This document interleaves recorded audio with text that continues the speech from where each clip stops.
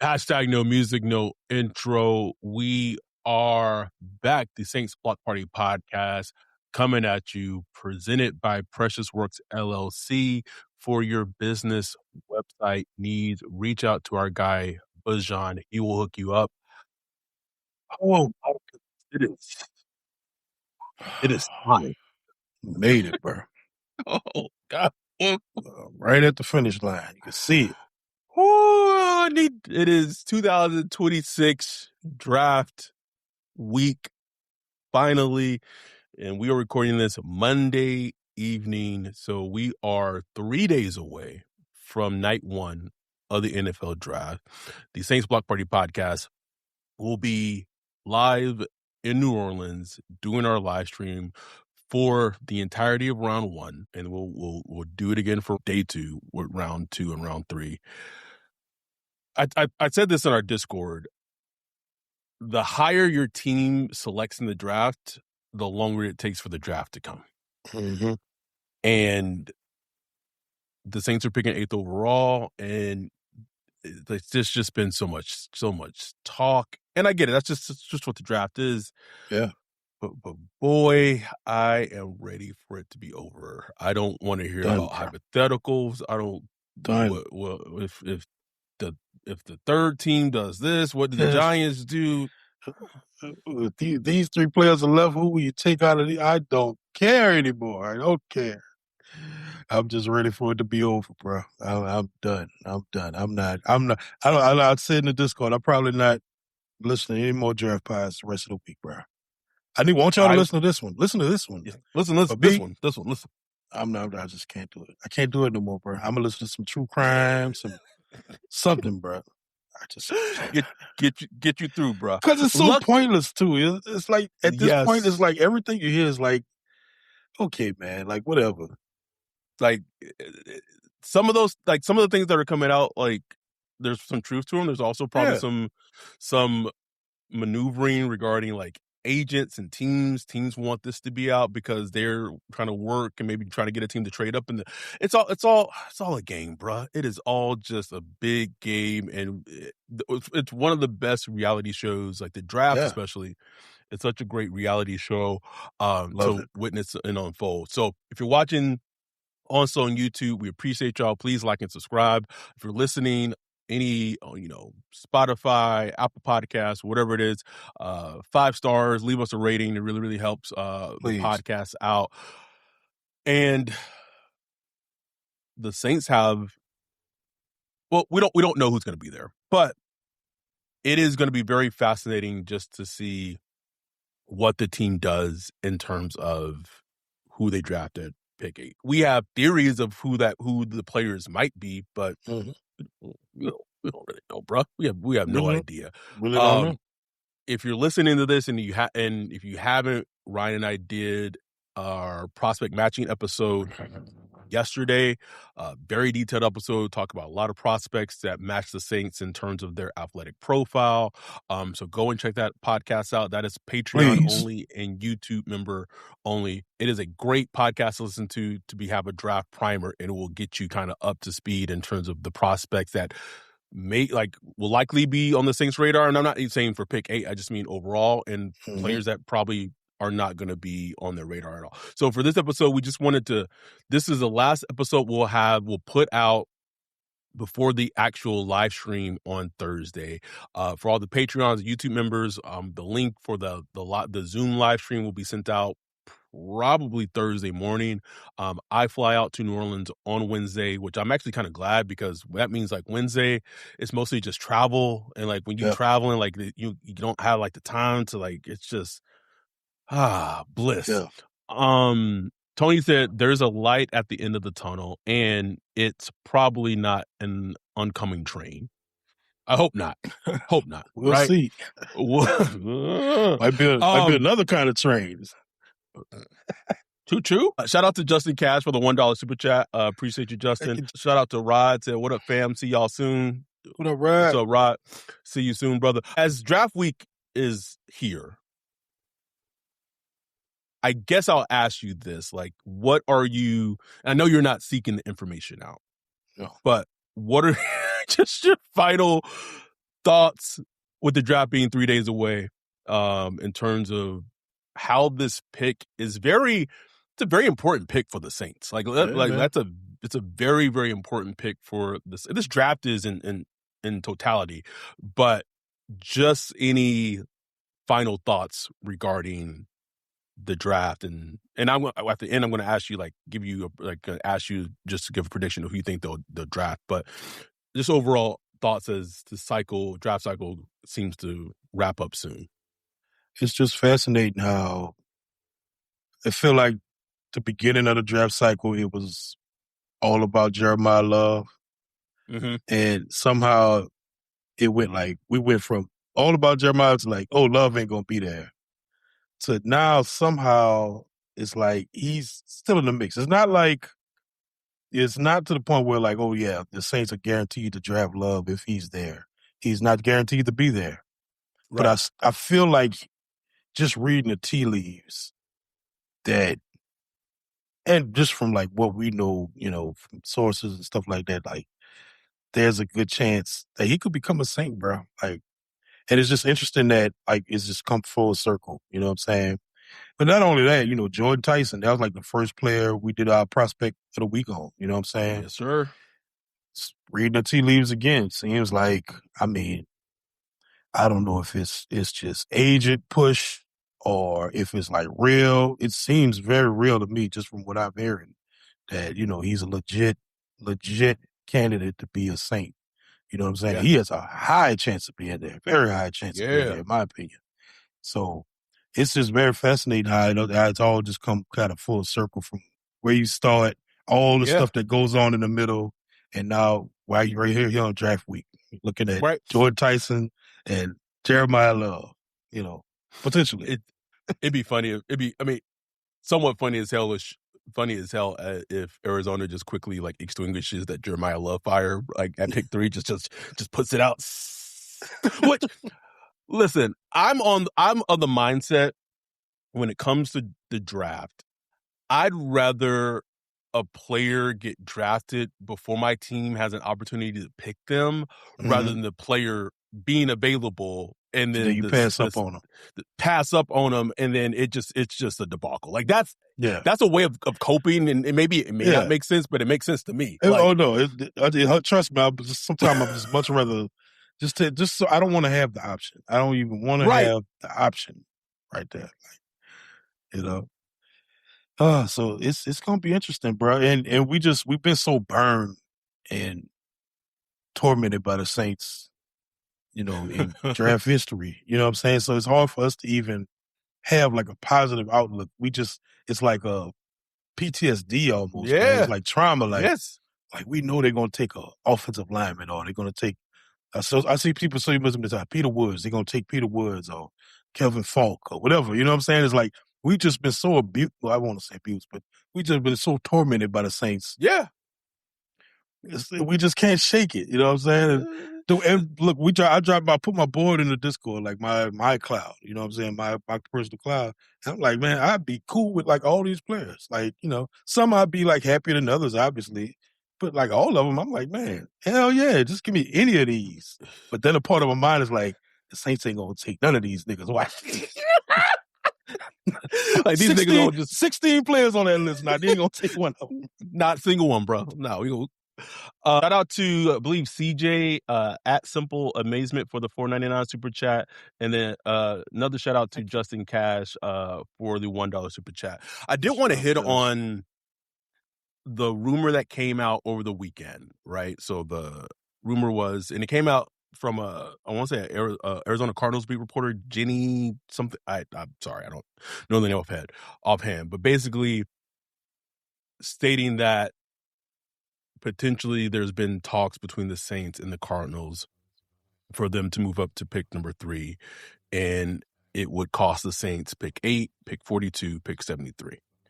What I can say is that I do believe there have been discussion and negotiations that have taken place between the Saints and the Cardinals.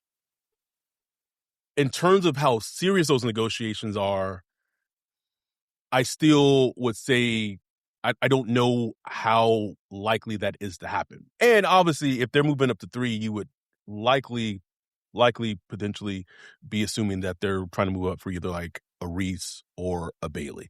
It, would be the most hilarious thing, and most hilarious thing is that of the 6 years of doing this podcast, we have been on this team about like adding juice for so long, just add juice, add some like just get us excited that they would like give up the first 3 picks of their draft to trade up for Jeremiah Love, bruh. Like, do you know how much we'd be cooked by by NFL Twitter? Just all the podcasts is gonna be obliterating them, Wolf, if they did some shit like Cook, that. Bro. Cook. Like not only taking a running back, top 3, top 4, whatever, but also trading up. So like giving up the opportunity cost for other players. Boy, cooking. And you are coming out with a 6-win team, a 6-win. Like you're not like, what I'm saying? You're not like the Broncos or something else, just right there. What? It would be so ironic, Wolf. It would ironic. Yeah, I can hear Mickey like, y'all niggas wanted juice, right? Y'all wanted juice, right? Y'all wanted juice, right? Here you go. Hey, listen, like that's like Loomis's belief system. Like he believes in going get the player. Like, oh, y'all like this player? We got a consensus, right? Like we all love this player. Let's go get him. I'm going to get him. That's just how he views it.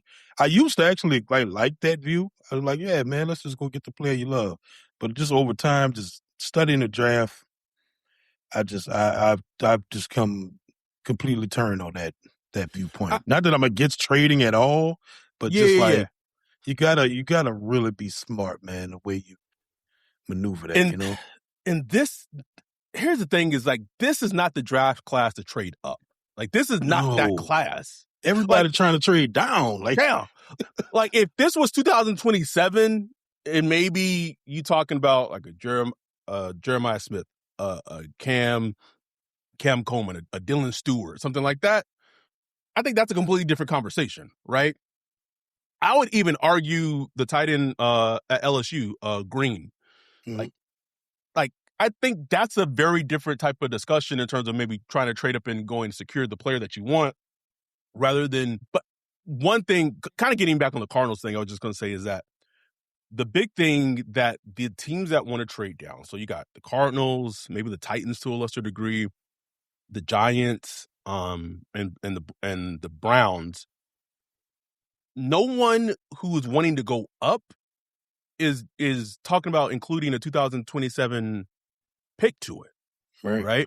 So essentially, what I was told is that the teams that want to trade down maybe have to either do one or two things. Just accept that if they're going to trade down, that they're not going to get as much as they want, and kind of take 20 cents on the dollar, or just stay put and just draft. Stay at 2, stay at 3, stay at 4, stay at 5, and draft whoever you're going to draft, because you're not going to get those teams aren't going to get the value that they're looking for from teams wanting to come up in this draft class. Exactly, and that's the kind of impasse you're seeing when you have all these teams. Trust me, everyone's trying to trade down. Everyone outside of the Raiders, like the Jets trying to trade down, the Cardinals trying to trade down. Everybody's trying to trade down, but you want to trade down, but you also want like some nice compensation. You know what I'm saying? And same for the teams that's trying to trade up.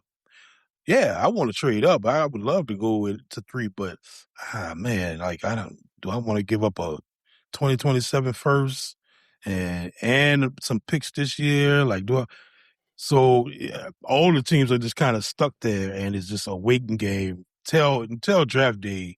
Once you really get everybody in the room, final offer, is like, look, throw in so and so, and we could make it happen. And that's when you start seeing, Mickey come with the, hey, what if I throw in a 5th? He come with his little.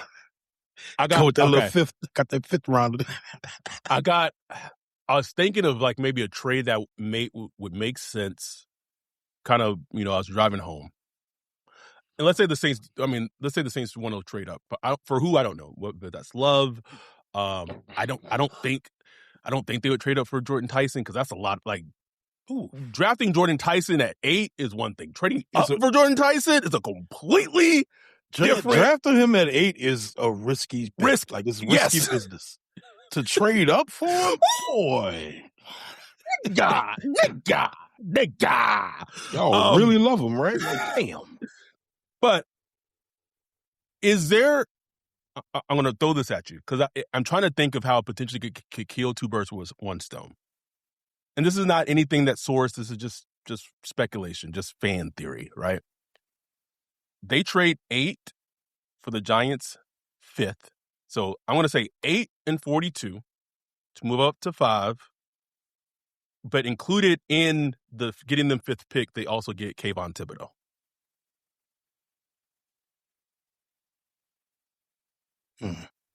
That could be something. So say it again. So it would be the Saints' 8th overall pick and pick 42. And in turn, they would get the 5th overall pick and Kayvon Thibodeau. So you get a pass rusher because they want a pass. They want an additional pass rusher. Something that's you're essentially trading the 42 for Kayvon Thibodeau. Yeah, it's like I could swallow that because you would assume, okay, with that trade up, say they went to go get Jordan Love. You know what I'm saying? Say it's to go get Juice. And then you get Kayvon Thibodeau. Like, I could roll with that because, odds of finding a player on Thibodeau's caliber with the 42nd pick, or, his odds are low. You know what I'm saying? So I would actually be fine with that. I'd be fine with that. Probably throwing a 5th rounder, just that Mickey. The nigga Parsley, as Luke would say. Something, just sprinkle it. Just sprinkle it on the wings. I would be able to accept that one, man, depending on who we're going up to get. You know what I'm saying? Hopefully it'll be Juice. Van Dabrowski said, as with Kayvon need to get paid. I would assume he's on his 5th year option. And if you trade in a 42nd pick for him, like you're gonna have to pay him. Yeah. But then you get a little murky because he might ask more for what Chase wants, because Chase gets like $17 million, $7 million a year. And Kayvon's gonna be like, nah, I need more than that. And he hasn't really shown, he hasn't shown a season like Chase had last. So I don't know. But yes, to answer the question, he would absolutely need to get paid. Because you're not gonna just trade the 42nd overall pick for like a player that's just gonna leave in free agency after this season. Like, that would make no sense. It was just something I was just kind of ruminating on, like, would this make sense? Like, but I don't know. I think that would be like a fun trade to happen. And I looked at it from the standpoint that the Saints really would be getting a player that feels a need for them. Exactly. Right. And I think that's a big part of the equation. Huge part, because that's the reason I don't want to give up the top 3 picks specifically. Right. Because the Saints need starters. Like, they need legit contributors. This is still a team that needs, how many times have we said it over the past months? It's like, Saints don't have anybody to pay. They barely had anybody as like worth a damn that they could trade for like worth the wild picks. You know what I'm saying? They have no one like Dexter Lawrence besides like Olave. And even he wouldn't command. Right. That'd be interesting. Like, what would he command? Like, in this draft, I think a team would be willing to give you a top. Like, nigga, if Dexter Lawrence, who was coming off an injured season, in a not great 29 year years old, last year, gave you the 10th overall pick in the draft, would a team give up a top 10 pick for Chris Olave? Not saying that they should do that. I'm just hypothetically, like, would they? It makes me wonder. It does make me wonder, bro. It makes me wonder what they're hearing. Also, like with the Jordyn Tyson stuff, it does. I don't know. I'm not saying it has anything to do with Chris Olave, but it does make me wonder. Like, okay, if you got a Tyson that say he hit this year, like, I wonder how that would affect the Chris Olave negotiations, whatever. I don't think it would either. I don't think it would, because I think the ultimate goal, and that's why we saw so much attention with meetings with wide receivers and running backs. I think they really want to have a full, accurate picture of what they have in Tyler Shough. Mm-hmm. That at the end of 2026 season, they can go into the 2027 draft either knowing one of two things. We need to go get our quarterback in this draft in round 1, assuming that the quarterbacks pan out the college football season, or we're good at quarterback for at least the next 3 to 5 years. Mm-hmm. Let's continue to build this thing out. I think that question is so important it's not something that I think. I know it's something that the team is really wanting to have the answers of that equation, because next season the schedule gets harder. The defenses that Tyler Shough is going to face are going to be more tenacious and just harder defenses in general. And if you were just expecting him to go into battle with like Chris Olave and Travis Etienne and Noah Fant and Juwan Johnson and just be like, all right, buddy, figure it out. Like we got David Edwards for you. Like, hey, good luck. Like that. So I really feel like this push is really coming from Kellen as part of it too, because he knows, like, he's the one who calls the offense. So he knows we need some explosiveness. And so I think they really see the potential of Tyson being that, and Matt Harmon has spoken about this, at length, but the fact that if the Saints were to draft him, Jordyn Tyson doesn't have to come in and be like an X. Right. Kellen Moore can use him as the Z, move him around. Motion, have trips formation with, Olave, Tyson next to him, Bailey in trips, and just that's like then you cooking with something. Then you're dictating to the defense as opposed to the defense dictating offensively. And I, just reflecting back on like that first half of the Miami game, and some of that was Kellen's play calling. Like the way the receivers were running routes in the first half of that game was terrible. Like, stop routes and just short routes, and like the Miami defense was all over it. Over it, bro. If once you add a player like Tyson or who, as an example to that, then it gets a lot easier to call the offense, but also to give Kellen or allow Kellen Moore to give Tyler Shough more answers to the equation. And I think that part of it is a crucial factor. Huge part of it, bro. Huge part. And I'm happy that the Saints are taking that approach. Because that's everything. Everything this year needs to be about being able to answer the question of what is Tyler Shough? Like, what is he? You know what I'm saying? Not saying you'll be able to kind of map out his entire like potential and future, but will you leave this season saying, man, we got us like a legit like top 10, let's say top 15, top 10, top 15, like in that 12. range. Yeah. Top 12, like but you got a guy. Like, okay, we got us a guy. And you know it. And you don't have that like lingering question like, but do we? Is he? Right.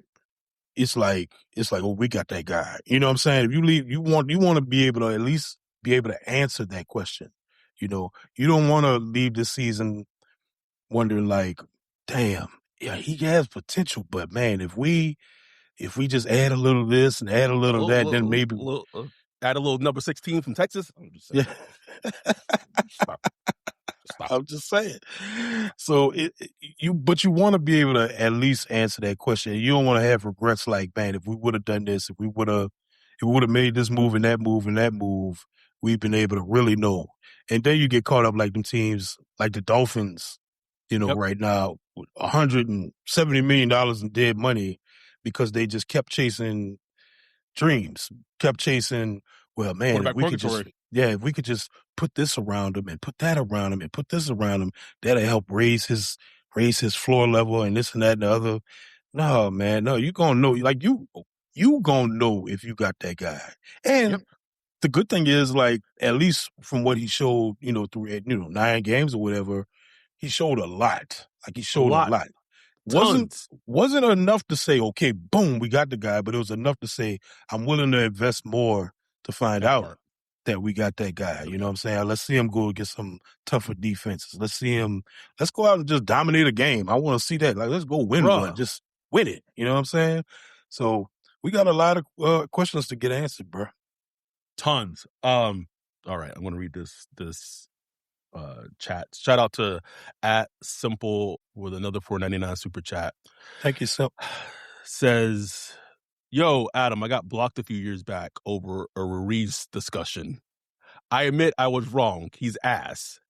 Can I get an unblocked button? Throw your at in the chat. Add the chat, bro. Another live unblocking taking place right now. And then Dante said, another victim of the hashtag blocked by Adam series, but I read blacked by Adam series, and I was like I was like, whoa, Dante, whoa. It's a different podcast. That's it. We're going to take our first break right here, and then we're going to come back. We're going to do the live unblocking. We're going to reveal the 2026 Saints Block Party Podcast Consensus Big Board. Shout out to our guy Brock for putting this together. Great work. And then we'll do a last mock draft simulator, and at the end, we're going to give you our final prediction of what the Saints will do at pick 8 on Thursday's draft. We're going to be right back after this break. Now at McDonald's, a McDouble is only $2.50. So you can get your gym gains on or just get lunch for only $2.50. Get more value on the under $3 menu. Limited time only. Prices and participation may vary. Prices may be higher for delivery. Ba-da-ba-ba-ba. The NBA playoffs are finally here, and Underdog is the place to get in on the action. Playing on Underdog is easy. Just pick whether your favorite players will go higher or lower on stats like points, rebounds, steals, and more. This week on Underdog, I'm looking at the NBA playoffs and selecting Jason Tatum for higher than 28.5 points and Nikola Jokic for higher than 11.5 rebounds. Download the app today and use promo code BLOCKPARTY to score $50 in bonus entries when you play your first $5. That's promo code BLOCKPARTY. Underdog. Make picks. Win money. Must be 18 plus, 19 plus in Alabama and Nebraska, 19 plus in Colorado for some games, 21 plus in Arizona, Massachusetts, and Virginia, and present in a state where Underdog Fantasy operates. Terms apply. See assets.underdogfantasy.com/web/play and get terms _DFS_.html for details. Offer not valid in Maryland, Michigan, Ohio, and Pennsylvania. Concerned with your play? Call 1-800-GAMBLER or visit www.ncpgambling.org. In New York, call the 24/7 HOPEline at 1-877-8-HOPE-NY or text HOPE-NY 467-369. We are back, and during the break, it's done. Unblocked. Wow. Unblocked. Disclaimer. Unblocked. Doesn't mean you will stay unblocked. Why you gotta put the disclaimer there? What? You can't let shit just crescendo in the moment and just be Beautiful moment. just let it go. He's right though. We have 56 concurrent viewers, and then 137 views right now currently going. I wanted to put this up, but this is the consensus big board of the SBP community. And again, shout out to our guy Brock for doing this. So just to give you the context of how this was done, our dude Brock in our Discord put a Google Forms list for everyone in our Discord to go in and rank players in this draft from 1 to 15. 1 being we feel that player is the best player in the draft, and then so on and so forth. And then everything got calculated. I don't know how many people did it. Maybe if Brock is in the live stream, maybe he could tell us how many responses there were. But all that to say, this is the big board of how it turned out. Also, just a caveat, there was like a wild card where we could like write in a player and assign that player a ranking as well. So wild cards are different, but just look at this consensus big board for our community. It kind of feels very similar to just like a consensus that you see like a Daniel Jeremiah would put out, or whoever, which kudos to us. Right. But so at the top 5, we have Jeremiah Love, Alvaro Reese, Caleb Downs, David Bailey, Sonny Styles. The funny thing, it is very, I don't even know what the word is, ironic that for a fan base that has been clamoring for juice for so long, the first 5 players in the consensus big board, 4 of those players are defensive players. Ain't that something? That's fascinating, bro. But After that, it just speaks to the draft. You know what I'm saying? it does, bro. It 100% does. After that, it goes to Ruben Bain, who is 6 on the big board. I'm very. How did Francis Mauigoa become? I don't know, bro. I don't know, bro. There's some O-line lovers in our community. It ain't Bijan. I know that's for sure. Then with more juice after Mauigoa, we had Carnell Tate, who's the first receiver with 125 points. Jordyn Tyson, 1 point behind him. Then you have Mansour Delane, Makai Lemon, Jermon McCoy, which the news about McCoy about his knee coming out today, bro. I was like, ooh, boy. Now, if he's there at 42, interesting. And then you have, I believe it's, I meant to watch a video of how to pronounce the name. I'm going to say Onawa, the Penn State guard, Spencer Fano, and then at the very end, you have Kenyon Sadiq at 202 points. Anything about our community's big board that stands out to you? No, nothing really, bro. Like, honestly, it just looks, if you go to like mock draft database or whatever and look at the consensus big board or whatever, that's pretty much how it'll look, man. I mean, it's just interesting that how people's viewpoints and their own analysis kind of just matches up. And I thought the wild cards were interesting because that's when you really get to dig in and see who people like, you know what I'm saying? But it's just fascinating that, like, even on my personal like board, I had Sadiq last. Same, like, bro. Yes, I did. I think I did too. And he's just last. He's last on like the by a lot of points, like by almost a lot, 20 points last. What's interesting is from like Bailey to Sonny Styles. That's a huge point difference, which makes me just fascinated to see where he gets drafted, because it seems like I can't really find anybody that's excited about Sadiq. Like, not even outside of Saints, just anybody. Like, just the draft nicks. Nobody's like, man, Sadiq. Whoo, I need that player. It's just like, And he's a player where, again, I watched 2 games of him, all 22. That as freaky athletic as he is, you don't really see it on film. Like it doesn't, like, you would think for a player with that much athleticism, his athletic attributes would like you see his RAS, like you see his RAS number. It's like, God damn, this dude must be like animal on the field. Then you put on a game, it's like, oh, he looks pretty good. You know, he looks good. He's fine. Yeah. But like, I remember like just doing our prospect matching project, and I watched Eli Stowers on Friday. I was like, now this is a tight end right here. Like, I was like, this is like a modern NFL tight. Like, this is what a modern NFL tight end looks like Eli Stowers. And but yeah, you could tell our community is lower on Sadiq. Like you said in our Discord, if they picked him at 8, you'd be so annoyed. But then like the next day, you'd be like, yeah, well, you know, 12 personnel, 13 personnel, Oregon's offense, and it's like, you know.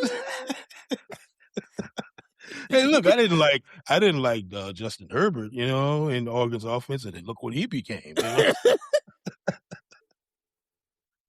Just coming up with all kinds of shit, bro. Just coping, bro. Just coping.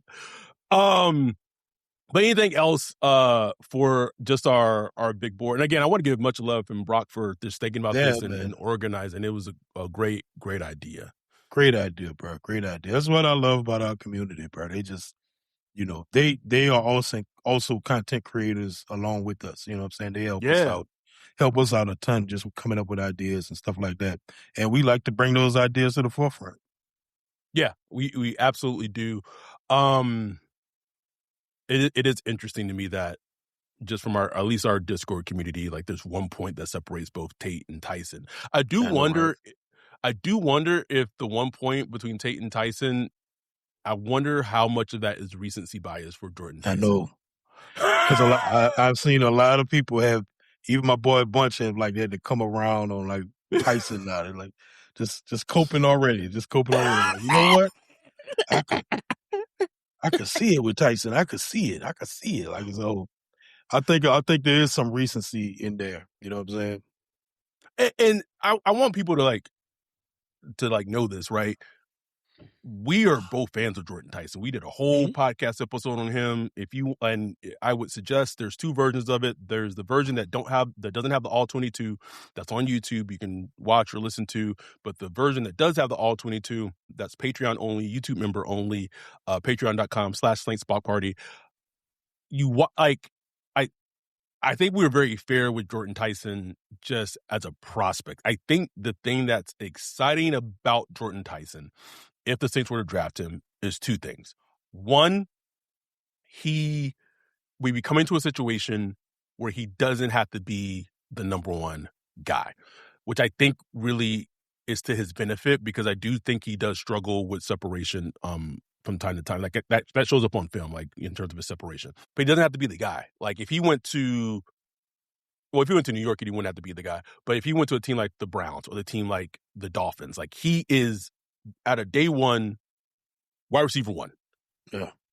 And I think that pigeonholes him into a role that is not great for him, kind of echoing what Matt Harmon said.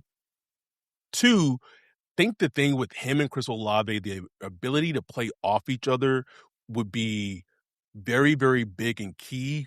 But the fact that he is one of the better receivers that works with zones and being able to work against zones by Matt Harmon's reception perception is a fundamental, huge factor of why he would be such a great fit for the Saints and in Kellen Moore's offense, because a lot of teams don't run man, like a lot of defenses aren't running man coverage defenses anymore. Like they're not just thing. You're not having teams run like, okay, we're going to be in cover two. Even in cover two, like some of that doesn't even have like the man principles on the outside anymore. Some of that is very much, zone principles. So that's how NFL defenses have evolved recently. And you're getting a player who has the high intelligence of getting open and making plays in the zone. Those are the things that, him and Chris Olave could kind of play interchangeably and off of each other would make him be a very enticing option for them to draft at 8 if he ends up being the pick. And and look, we'll see if we draft him, but one thing that excites me about him is he has so much potential there. Like there's so much. Yeah. Like you get him with, wide receiver coach Keith Williams. You get him really like an NFL like training program, really understanding like the little minutiaes. Like he just watch Chris Olave, the little things that Olave understands about route running and not like being able to like he's from that like IG wide receiver era. And yes, Harmon talks about it like guys got to do all this and you're doing all this and all this fake stuff, and it looks great like on IG where you watch dudes running routes and all that. It's like, oh man, he think this is a good route. You ain't got to do all that in the NFL. You know what I'm saying? It's very like subtle in the NFL. Just a small head nod here and a small head nod there really like affects what you're doing against press man and man coverage and stuff like that. So I could just see if he's able to just stay healthy, stay on the field, and then just pick up all those little nuances that go into playing wide receiver. He has the talent to really be like really good. You know what I'm saying? And that's what excites teams about it. That's why even with all the injuries and all the stuff, teams see this like, man, that's a legit wide receiver right there. If he could put it all together, you know what I'm saying? I remember just when I was watching him for our prospect of the week, to me, he has a lot of Jackson Smith and Jigba to him. If he were to like work out, just like how they win. I gave you a comp this past weekend of like Sammy Watkins coming out of Clemson a little bit too, like a little older, like an older comp, which is why I was saying that's an older comp, but like whatever. Right. But that's the type of kind of explosiveness that potentially he could bring. Our dude Rod said, is Sadiq a more refined version of Juwan? I just like I'm just sticking with my OJ Howard comp for Kenyon Sadiq. I like the OJ Howard. Like I said, Eric Ebron. Eric Ebron. That's what that's the first thing that always kept coming to me because like he's kind of a straight line-ish athlete. I think Eric Ebron was a good athlete, but I think Sadiq has a little more juice to him, just like pure juice. Rosenthal threw out like a sort of like a volume turned down Vernon Davis. See that too. So like there is stuff there, like you know what I'm saying. There's stuff there, but I don't know. Like then the tight end at 8. Like, I just like tight end is just one of them positions, man. It's just a very weird position, bro. And the thing is crazy. Tight end is crazy because I'm not saying it's easy to find guys late, but like you just find them everywhere. Like it's such a weird position, especially with the way they get used in college. So there are other tight ends in this draft that I would prefer to go for than, taking Sadiq at 8. I just put it like that. But that said, if he was to play, which I don't think he will be the pick. Like I just don't think he is the pick. But if he was, I live with it. You know what I'm saying? It's not, I'm not going to be pissed about it. You know what I'm saying? We'd roll with it. Ham is Fear 7156 said, few trades I heard today the Saints is connected to. The Saints send the 8th, I'm guessing he means the 42nd pick, and the 3rd. Yeah, we talked about that. 3rd round pick to Arizona for the 3rd. Yeah, we already talked about that. You can watch the earlier part of the podcast of us kind of speaking to that. Let's take our last break of the show, and we'll come back. We're going to do our final mock draft simulator of the season, of the draft season. And we'll be back right after this break. Yo, what up, Wolf? What are you looking at? Man, I'm checking out this website. This site is cheeks, bro. In the 21st century? How do you have a crappy website? Couldn't be me.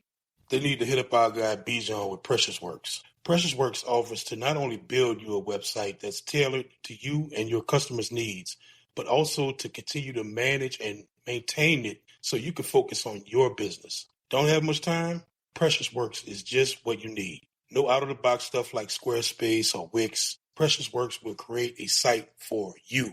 You won't have to worry about plugin updates, security, or things like that because Precious Works will maintain all of that and be available to you 24/7.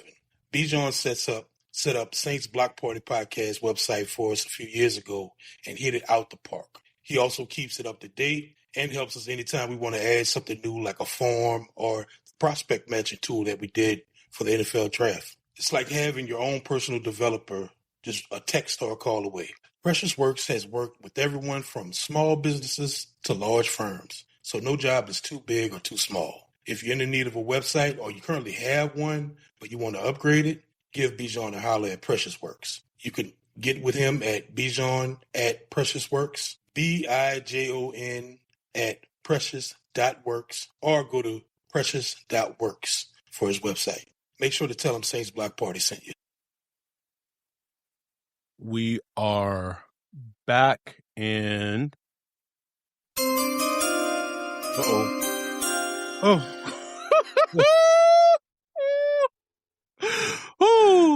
think it's in, boy. Them cheeks tight. Tight as hell. We are doing our final mock draft simulator of this draft season. We're using the Stick to the Model. If you're not familiar, sticktothemodel.com, great resource for draft, NFL in general. It's one of the few simulators that we haven't used over this draft cycle, so I wanted to kind of close out this draft cycle with us using Stick to the Model. Actually, I'm going to make that bigger because that's a little small. So, got the speed set up. Go at a nice speed. I upped the randomness just a little bit, just to get a little crazy. Not crazy, but just make it try to be actual close to NFL, how the NFL draft goes. We're doing 2 rounds. That's it. Just 2 rounds. We'll see. We'll see what happens. We'll see what we get offered. So let's just get it going. Fernando Mendoza, Sonny Styles. Oh, good. That's fast. Oh God. Okay. So just to recap, Fernando Mendoza goes 1 overall to the Raiders. Sonny Styles, which would be a very surprise, goes 2nd overall to the Jets at 2. Reese to the Cardinals at 3. Jeremiah Love to the Titans at 4. Mansour Delane, interesting, to the Giants at 5. I wouldn't be surprised if they did that, bruh. I just wouldn't, bruh. Francis Moinoa goes to the Browns at 6, and then you have the Cowboys trading up from 12 to 7 to draft Caleb Downs. We're on the clock. There's a David Bailey on the board, Ruben Bain, Carnell Tate. Someone's calling us right now. No, the Chiefs are offering us another 3rd round pick for just us to swap spots. So we'd have 73 and 74. That's intriguing. To move back. But Bailey on the board. Bailey on the board, though. Who else is on the board? Bailey, Bain, all the receivers. Boy. Also, I can't see anything the chat's saying right now just because how my screen is. So if you're saying stuff, I can't see it right now. Bruh. I think I'm gonna say this, Wolf. I'm probably the biggest David Bailey fan in this draft.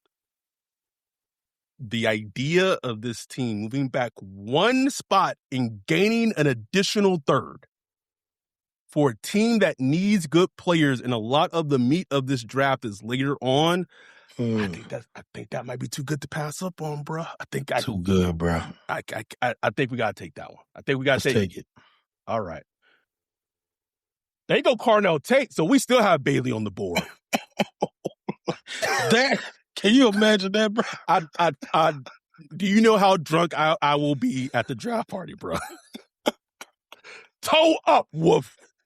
So you already know what to do with this pick. All right, bro. I'm sending it in, bro. We taking Bailey at 9. Oh, and we got another 3rd, boy. Woo! God don't love us like that, bro. No. No chance.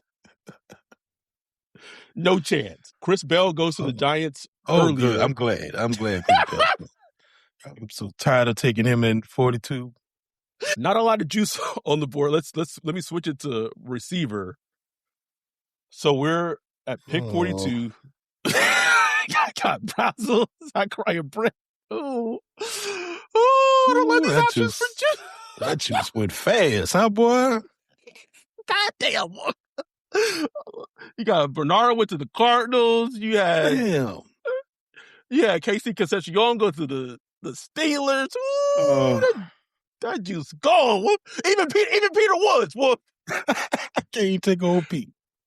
He went to DA, went to Dennis Allen. That's a very DA pick too, by the way. I don't know. I'd be more willing to take Mike, but that's bro. That's who's just the best overall player? That's a pretty good player. Honestly, I would if it was me, I would just take Pregnon. I would hate it. I would hate it so much. And if the first 2 picks, they don't get juice, but then you get Ruiz. Oh my God. I'm gonna kill myself. Man. I don't know what to do, bro. Give me, you know who I want? You know who I take? Who you want? Give me Eli Stowers. You want Stowers? I love you some Stowers, bro. It might be a little reach, but you know what? Fuck it, we got an extra 3rd. We cooking. Don't care how the rest of this goes. Whoa! And that's a fun exercise to do because if the Saints don't go juice at 8, and I'm not saying that they have to, right? But the Saints don't go juice at 8. That may be a very realistic situation that if they're on come pick 42, maybe they realize, okay, let's say they went, I don't even know, Bain at 8, Delane at 8, something at 8. Maybe they feel that what happened in this mock draft may happen in real life, and they say, hey, we got to move up and draft a receiver bottom of round 1, top of round 2, because if not, we're not going to get the juice that we want. And in a situation like this, by picking up an extra 3rd, maybe you hurry up and flip that 3rd again to move back up into the back of the first round. You know what I'm saying? And go grab I don't know, your Chris Bell or whatever, whatever wide receiver juice that you want. But that's another thing that just always in the back of my mind if they don't go juice at 8. And like you said, I'm not saying that they have to go juice at 8. I'm completely fine going defense depending on the player. But people just assume that, like, their players are going to be there at 42. Like, oh, you get another wide receiver at 42. Boy, once that run start going, they start going fast, bro. Fast. And then you look and it's like, damn, this all is left. Sirac. We'll get Sirac. Nigga, we got Sirac at home in Bailey, nigga. Chris Brazil. I like Chris Brazil, whatever. Brazil. But like, whoa, mixing up a lot of podcasts tonight, Wolf. A lot of podcasts getting mixed up tonight. That's, bro, the Sage drafted, that's his name, bro. Chris Brazil, bro. Gotta get the little graphic going. I need Kevin to like Photoshop Angela White next to him or some shit like that, bro. Of course, Yannick is saying that's why you don't go Bailey at 9. Like, that's not like Yannick. Just go ahead, Yannick. Go. What time is it in Africa right now, bro? 6 a.m. right now. Brock said it's filled with D-line talent the same way it's filled with wide receiver talent, though. They're the drop. We have all kinds of holes that need to be filled. Man. Yeah, like, and that's one of the things, like with this, with the Saints, we got so many holes, man. It's like you're always going to come away feeling like, oh, we need this. Oh, what about corner? Oh, we didn't get a corner. It's like so many holes on this team, bro. You're just not going to fill them all. And that's why the possibility of them trading with the Cardinals and giving up 3 picks in the top 100 makes no sense for this team to do that. Like this, like, that is a move. And if they were to make that move, that tells me who has the full power in the building. 100%. That's Mickey all day. Lou all Miss. Day. and that's the fun thing when the draft comes and goes, because I'm pretty sure when the draft is over, I'm going to have a very long text message in regards to all the ramblings, like what faction in the office was pushing for this player, and then so what we do is we record that, and that becomes a Patreon only episode of what we heard that was going on in the Saints draft room, like we did last year. But all that to say, as we wrap this up, Yannick said it's lunch pail hours. Okay, so I guess it's like lunchtime there. Maybe I don't know. I'm assuming. I don't know. That also means like Pete Warner to me, so that means very different things. Lunch pail just go different meaning here, you know? Different meaning. All that to say, as we wrap this up,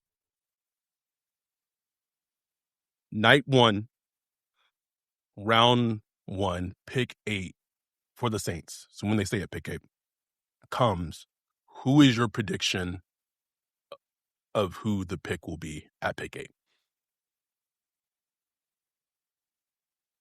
I can't shake the feeling, and I'm about to go.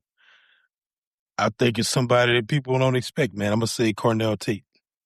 Say Cornell Tate. It's like, we're not hearing about him. Doesn't seem like the Saints like him, really. It's not really a baby. It's me wanting it to be Cornell Tate, honestly. I just want it to happen, man. I would love, he just makes so much sense for the Saints, man. I just don't get it. I don't get it, Adam. Like, they should be in love with Cornell Tate. They should be in love with him. And it's like, when you see like all the visits they've done with him, it's like they're trying to convince themselves to like him. You know what I'm saying? Thank you for saying that, right? When I went back and I listened to Jeff Ireland talk for 10 minutes at the Senior Bowl when I was writing the article for a prospect matching thing, one thing he said that stood out to me about kind of like, someone asked him about like the percentage of guys that they drafted from the Senior Bowl, like if they've been hits or whatever. But like basically the part that stood out to me was that he said after meeting with the guys at the Senior Bowl, you know, seeing them up close, blah, blah, blah, one thing that they kind of have a way better idea at being at the Senior Bowl, meeting all these prospects, is they have a better idea of who the person is. Mm-hmm. And just listening to how Jeff Ireland talked about it, the team knowing who the person / player is very important to the Saints. Mm-hmm. And what I feel that what is happening or what that has happened is that they have been trying to figure out who Carnell Tate is. Mm-hmm. And if they come draft night, they still don't know, like, I'm saying, like, football player aside, just who this person is as a person, right? Because if they're investing a pick into a player, especially like a high pick, they want to know who this person is. Now, if they are like unsure of who he might be, I think, that may be something that keeps them from drafting him. I'll give you and I'm not saying Carnell Tate's going to end up like this. I'm not saying this at all. Please don't assume like I'm not. But the worst thing that a team can do, Saints or any other NFL team, is what the Titans did with the Georgia offensive lineman. Was it Isaiah Wilson? Willis. I believe Something like Willis that. was where he was drafted. I think he might have been drafted 8th overall. Like, he was drafted in the top 10. And he was out of football after the first year. He said, He just wanted that bonus check, bro. He wanted that bonus check, and he was like, peace. Joy. Like, I think I'm gonna just go pursue my rap career. Like, I'm good.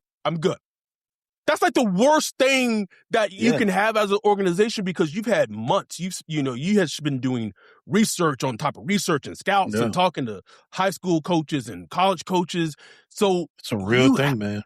So that's the thing where I think where they are maybe struggling with the Carnell Tate is that they don't maybe know, they can't figure out who he is as a person. Right. I'm gonna go. So you're going with Juice.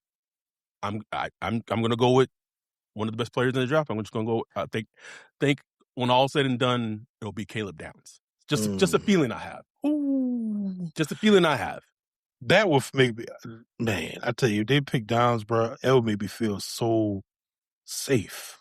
Like, no pun intended, even though he's a safety, but it just make me feel safe. Like, man, we got a good player. You know what I'm saying? Yeah. Like, as much as I would love like a Jeremiah Love or Jordyn Tyson, man, just Caleb Downs would just feel like, man, we got somebody that's gonna be like a rock for this organization for a long time. One of those load-bearing walls that Jordan Rodriguez likes to say. Like, he would be one of those players. I would love that, like, to go through all this process with a player that we've probably been talking about since during the season. You know, Caleb Downs. It's Caleb Down. To end up with him, that'd be cool as hell, bro. Cool as hell. It would be.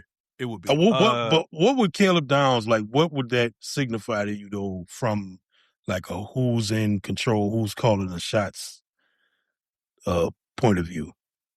I think that would, one, I think it depends on who's on the board if they were to draft him.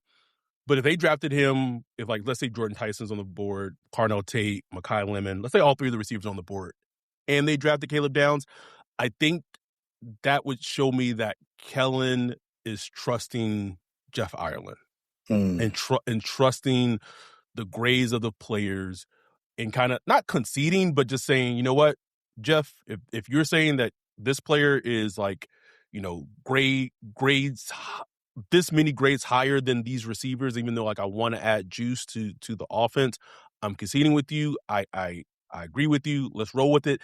Then I also think that may signify, okay, if they go Downs at 8, maybe Mickey has told Kellen, don't worry, bro. We got you. Like, we hear you, bro. We gonna get. Be careful. I know you now. need the juice. I know, bro. Because like, to me, I was thinking, like, well, if they needed to trade, if they were trying to trade up from 42, let's say back half of the first round, let's say like 25, let's 26, they wanted to add Omar Cooper, Casey Concepcion, a Denzel Boston, something like that.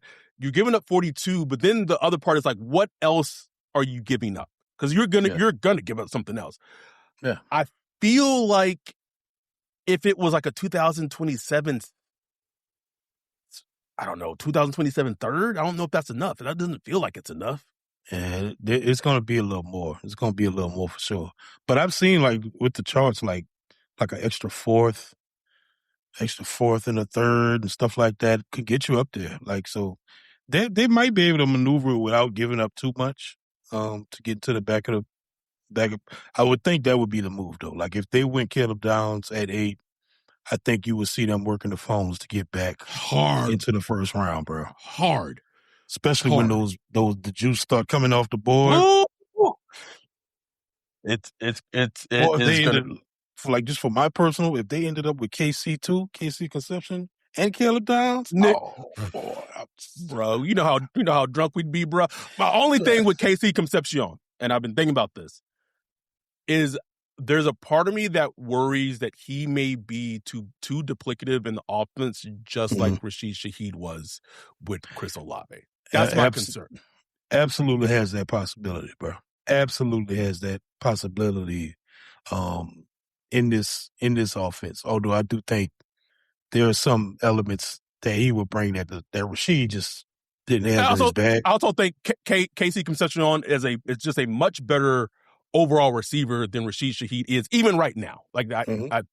So I think that takes some of the worries away a bit. But he would also provide that similar dynamic just of, because Rashid was that one player where it's like, we got to make sure to leave somebody up top. You know what I'm saying? Especially before last year, before he got injured, it was like, that was some scary speed, bro. Like scary defenses. And KC got that.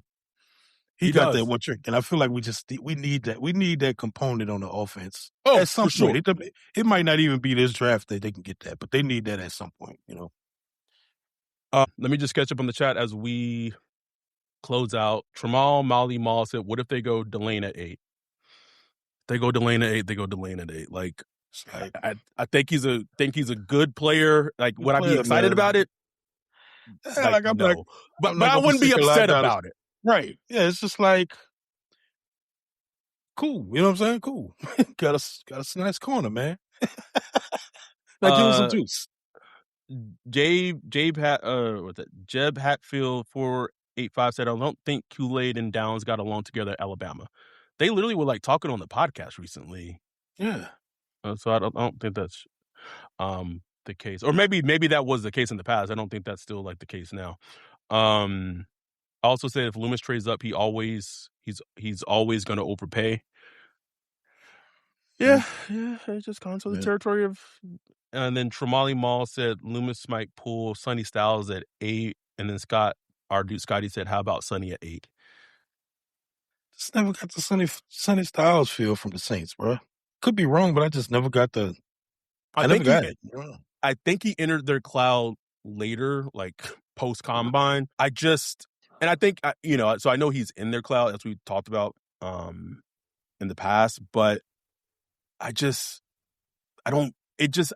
I'm not saying that they shouldn't draft Sonny Styles at 8. I want to be clear with that.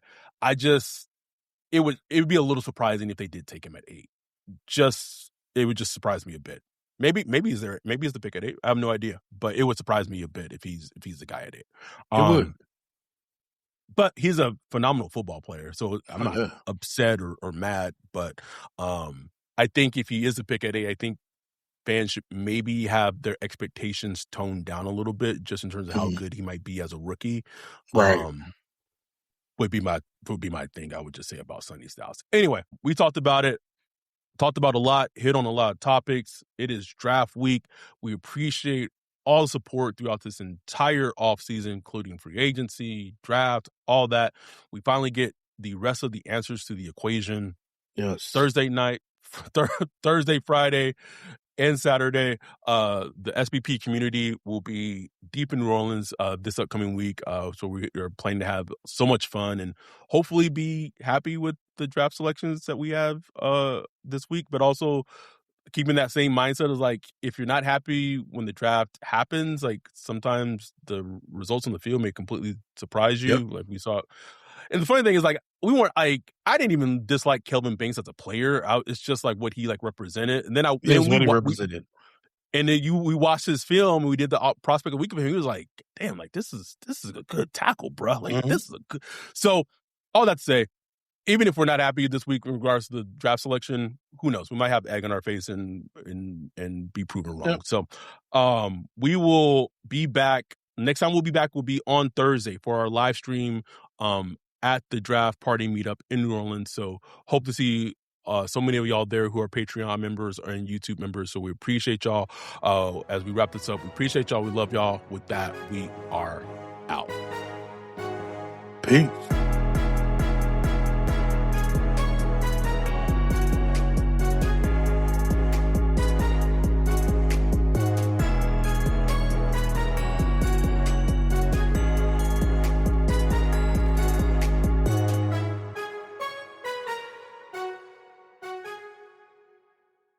Now at McDonald's, a McDouble is only $2.50. So you can get your gym gains on or just get lunch for only $2.50. Get more value on the under $3 menu. Limited time only. Prices and participation may vary. Prices may be higher for delivery. Ba-da-ba-ba-ba.